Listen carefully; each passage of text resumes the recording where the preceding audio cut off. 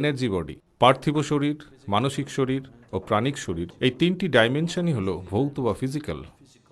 এরা ভৌত অস্তিত্ব বা ফিজিক্যাল এক্সিস্টেন্স। পার্থিব দেহটা খুবই স্থূল, মানসিক শরীর বা মন তুলনায় সূক্ষ্ম, প্রাণিক শরীরটা আরও বেশি সূক্ষ্ম। এদের তিনটেই কিন্তু ভৌত বা ফিজিক্যাল। ঠিক যেমন লাইট বাল্বটা একটা ভৌত পদার্থ, তুমি তাকে দেখতে পাও, আবার তার পিছনে থাকা বিদ্যুৎ প্রবাহটাও ভৌত, তাই না? যে তারটা একে যুক্ত করে সেটাও ভৌত। তারের মধ্য দিয়ে যে ইলেকট্রন প্রবাহিত হয় সেগুলোও ভৌত অস্তিত্ব। তো একইভাবে পার্থিব শরীর, মানসিক শরীর ও প্রাণিক শরীর, এই সবই জীবনের ভৌত দিক বা ফিজিক্যাল ডাইমেনশন। জীবনের এই তিনটি ফিজিক্যাল ডাইমেনশনই কর্মের ছাপ বহন করে চলে। শরীরের মধ্যে এই ছাপ রয়েছে, মনের মধ্যে এই ছাপ রয়েছে, এবং প্রাণশক্তির মধ্যেও এই ছাপ আছে। এই কর্মের ছাপ বা কার্মিক গঠনই এগুলোকে একসাথে ধরে রাখে। কর্মই হলো সেই সিমেন্ট যা তোমাকে পার্থিব শরীরের মধ্যে ধরে রাখে। কর্মবন্ধন বটে, একই সঙ্গে শুধুমাত্র এই কার্মিক উপাদানের কারণেই তুমি দেহটাকে ধরে রেখে এখানে থাকতে পারছো।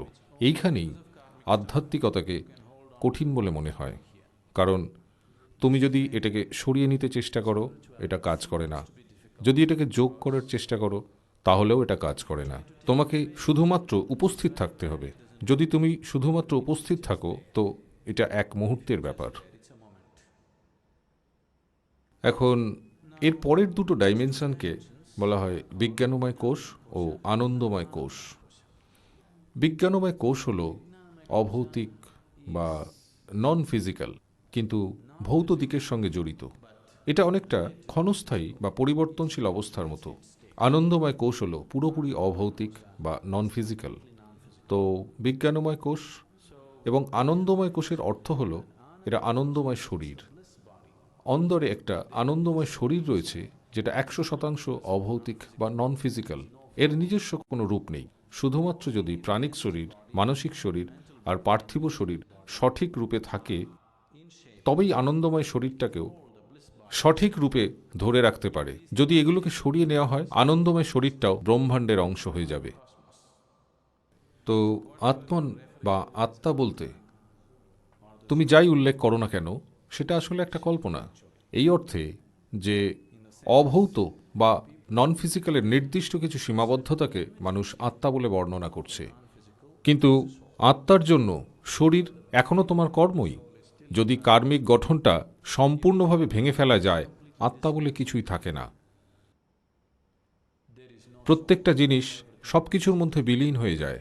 মহাসমাধি বা মহাপরিনির্বাণ বলতে যা উল্লেখ করা হয়, তা হল তুমি ধীরে ধীরে বুঝে নাও যে মূল চাবিকাঠিটা কোথায়, এবং কার্মিক কাঠামোটা তুমি এমনভাবে ভেঙে ফেলো যাতে তুমি সত্যি সত্যিই অস্তিত্বহীন হয়ে যাও। যখন কেউ মারা যায়, আমরা বলি সেই লোকটা আর নেই। সেটা সত্য নয়। সে ব্যক্তিটা আজ আর সেরকমভাবে নেই যেরকমভাবে তুমি তাকে জানতে, কিন্তু সে অবশ্যই আছে। এখন যদি কার্মিক কাঠামোটা 100 ভাগ বিনষ্ট করে ফেলো, তো তুমি অস্তিত্বের মধ্যে বিলীন হয়ে যাবে। এটাকেই মুক্তি বা মহাসমাধি বলা হয়েছে। হিন্দু ঐতিহ্য অনুযায়ী একে বলে মুক্তি, যৌগিক পরম্পরায় একে বলে মহাসমাধি, বৌদ্ধ মতে একে বলে মহাপরিনির্বাণ। সাধারণভাবে ইংরেজি ভাষায় আমরা বলি লিবারেশন। লিবারেশন বা মুক্তির অর্থ হল জীবন এবং জন্ম ও মৃত্যুর প্রক্রিয়া থেকে মুক্ত হয়ে যাওয়া। মুক্তি মানে হল শরীর ও মনের মৌলিক কাঠামো থেকে মুক্ত হয়ে যাওয়া, এবং এই সবের জন্য কার্মিক কাঠামোটাই হল সেই সূত্র যা এগুলোকে একসাথে বেঁধে রাখে। সুতরাং কোনো ব্যক্তি যখন মারা যায়, এটা তো স্পষ্টই যে ভৌত শরীরটা এমন একটা জিনিস যা তুমি এই পৃথিবীর কাছ থেকেই ধার নিয়েছিলে। এই শরীরটা তো শুধুই মাটি, তাই না? তুমি বুঝতে পারছো? এই পার্থিব শরীরটা শুধুমাত্র পৃথিবীর একটা অংশ যা এখন চারপাশে লাফিয়ে বেড়াচ্ছে। কিন্তু তোমাকে এই ধারটা শোধ করতেই হবে, একটা পরমাণু ধরে ধরে। কোনো সুদ লাগবে না ঠিকই, কিন্তু প্রত্যেকটা পরমাণুকে ফিরিয়ে দিতেই হবে। এই গ্রহের থেকে একটা কণাও নিয়ে যাওয়ার অনুমতি পাবে না তুমি। কেউ তা পেরে ওঠেনি। পার্থিব শরীরটা বিচ্ছিন্ন হয়ে যাবে, কিন্তু মানসিক শরীর এবং প্রাণিক শরীরটা তোমার কর্মের জোরের ওপর নির্ভর করে চলতে থাকবে। যদি কার্মিক গঠনটা খুব তীব্র হয়, অসম্পূর্ণ থাকে, সেক্ষেত্রে ওটাকে শেষ বা পুরো করে নিতে হয়। কর্ম যদি দুর্বল হয়ে গিয়ে থাকে, কারণ তার মেয়াদ পুরো হয়ে গেছে, তাহলে খুব সহজেই সে অন্য একটা শরীর খুঁজে নেয়। যদি তাকে অন্য কোনো শরীর খুঁজে নিতে হয়, তাহলে কার্মিক গঠনের তীব্রতা কমে আসা উচিত, এটার নিষ্ক্রিয় হয়ে যাওয়া উচিত। এটা যদি ভীষণ তীব্র হয়ে থাকে, তাহলে ও খুঁজে পাবে না, ঘুরতেই থাকতে হবে। তো এটাকেই তুমি ভূত বলে উল্লেখ করে থাকো।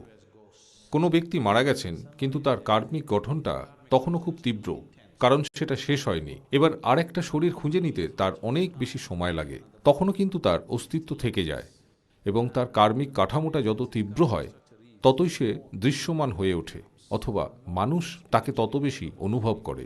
এরকম অসংখ্য সত্তা বা প্রাণী রয়েছে তোমার চারপাশে। তুমি এটা জানো বা নাই জানো, তাদের অধিকাংশকেই তুমি অনুভব করতে পারবে না, কারণ তাদের কর্মটা ক্ষয়ে গেছে।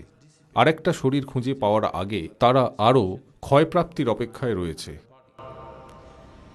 কিন্তু তাদের কর্মটা যদি অত্যন্ত তীব্র হয়, সেই কারণেই এই পরম্পরায় তোমাকে বলা হয়েছে যে যদি কোনো ব্যক্তি অস্বাভাবিকভাবে মারা যায়, তা সে দুর্ঘটনা বা আত্মহত্যা বা অন্য যে কোনো উপায় হোক না কেন, তারা ভূত হয়ে যায়।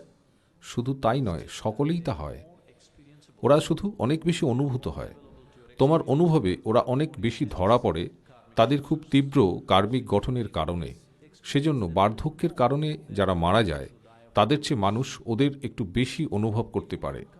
কোনো ব্যক্তি যদি সেই জীবনের জন্য বণ্টিত কর্মকে পুরোপুরি শেষ করে ফেলে, সে খুব সহজেই মারা যাবে, কোনো রোগ ছাড়া, দুর্ঘটনা ছাড়া, কোনো আঘাত ছাড়াই। যখন কোনো ব্যক্তি ওরকম সহজভাবে মারা যায়, কয়েক ঘন্টার মধ্যেই সে আরেকটা শরীর পেয়ে যেতে পারে। সেই কারণেই এই পরম্পরায় সর্বদা বলা হয়েছে যে যদি কোনো ব্যক্তি তার জীবন সম্পূর্ণ করে ও শান্তিতে মারা যায়, সেটাই হলো মৃত্যুর সর্বোত্তম উপায়, কারণ তার অপেক্ষায় আটকে থাকার প্রয়োজন হয় না, নতুন জীবন তখনই শুরু হয়ে যায়। এখন আধ্যাত্মিক পথে যখন তুমি চলো, তখন প্রত্যেক আধ্যাত্মিক সাধকের পরম লক্ষ্য হয় যে সে এই পুরো প্রক্রিয়াটাকে ভেঙে ফেলতে চায়। অথবা অনুরূপ কোনো উপমা দিয়ে আমরা বলতে পারি, যাকে তুমি নিজের আত্মা বলো, আসলে সেটা একটা বুদ্বুদের মতো। বুদ্বুদের বাইরের পরিধিটা হলো তোমার কার্মিক গঠন, ভিতরে থাকে হাওয়া। ধরে নাও তুমি বুদ্বুদটাকে ফুঁ দিলে আর ফাটিয়ে দিলে, তাহলে ভিতরের হাওয়াটা গেল কোথায়?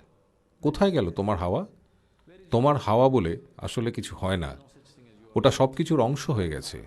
সুতরাং যাকে তুমি আত্মা বলে থাকো, সেটা কাল্পনিক, কারণ তোমার আত্মা বা আমার আত্মা বা অন্য কারো আত্মা বলে কিছুই হয় না। এই মুহূর্তে এক সীমাহীনতা আটকে রয়েছে সীমাবদ্ধ কার্মিক কাঠামোর মধ্যে। তাই এটা তোমাকে বিশ্বাস করিয়েছে যে এটা যেন এক আলাদা অস্তিত্ব কর্মের কাঠামোটাকে ধরে রেখেছে, যা সেই চাবিটাকে যদি তুমি সরিয়ে নাও, কাঠামোটা একেবারে ভেঙে পড়ে। সুতরাং এই পরবর্তী জীবন, পরের জন্ম জাতীয় বাজে কথায় বিশ্বাস করো না। কিন্তু এই মুহূর্তে যদি তুমি এখানে বসে পড়ো এবং চোখ বন্ধ করো, তবে তুমি স্পষ্ট দেখতে পাবে যে তুমি এই শরীরের চেয়েও বেশি কিছু, তাই না?